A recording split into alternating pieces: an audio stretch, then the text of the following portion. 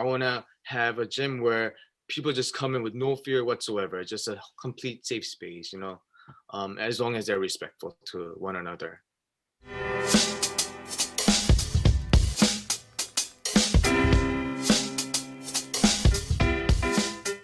Hello and welcome to AJUMA Squad. Today we have our next guest, You Yung Cho. He's a physical education teacher and also the owner of Cornerstone Thai Boxing in Flushing, New York. We'll be discussing his mission, the work that he does, and his personal experience with the lack of representation of Asian American males in the media. Let's jump right in. You Yung, can you tell us a little bit about why you went into Muay Thai? Like what drew you to it? Like when you initially started, was it like a self-defense thing?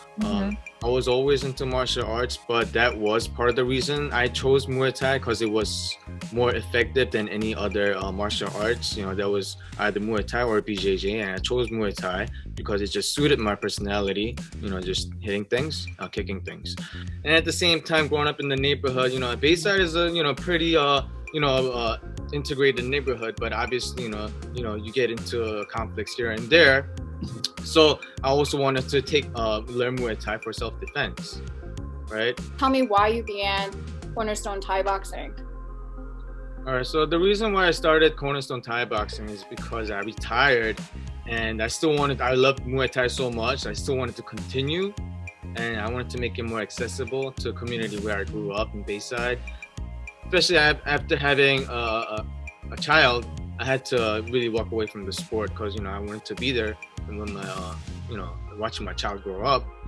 So I really missed the sport, so I wanted to stay in the sports, and I decided to open up Cornerstone Thai Boxing in Bayside with a couple of other partners, and that I mission really became we once we started having the community. Like it's a really integrated Muay Thai gym.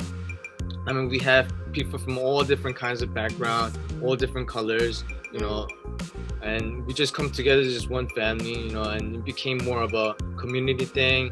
And I guess our current motto is grow and smile with the community.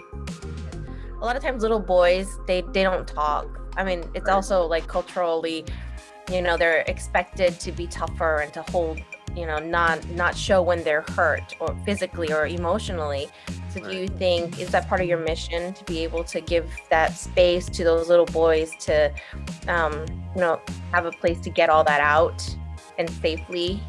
That's definitely part of our mission to create a safe space for teenagers or any kids that really wants to just let their energy out and just really just have confidence in what they're doing, and just by having the confidence, they get to stand up for themselves and be who they are.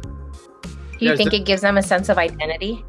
Yes, definitely. It will definitely build a confidence and character, and that's what defines your personality, right? And identity.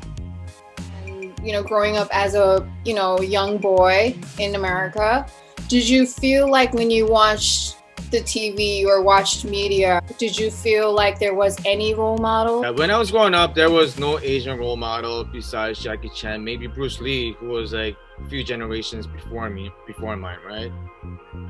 Did you ever look at Jet Li? Jet Li, yeah, he did all the martial arts and everything. He barely spoke any English, Like, I'm pretty sure there was a lot of, Asian actors that were good looking, right? And were able to do martial arts and speak the language. Why not have somebody? Because that's one thing I didn't have when I was growing up. I didn't see anyone in TV, in the media, US main media, someone that looks like me and someone that represents me. I still haven't seen any. I mean, why can't just have a regular Asian guy that looks like any other Asian guys in America that represents, us, Especially right now, because of all the things that are happening and all the, all the actors and actresses coming forward and speaking about being Asian American, being represented more. Do you think in the future it's going to get better? I think it's going to be an ongoing thing, as we all know it. I don't think it's going to end in one day. We just have to just keep pushing forward. I want to know, as a professional, what motto do you live by?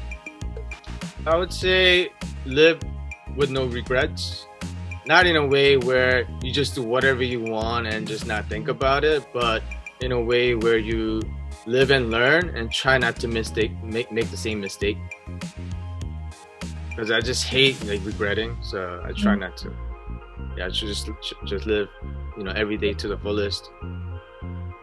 Very nice. Good one. That's beautiful. Thank you so much, You Yung. I really, really, really appreciate it. So thank you everybody for joining us today at AJUMA Squad with our special guest, You Yung. We hope you enjoyed the episode and we will see you again next week. Bye.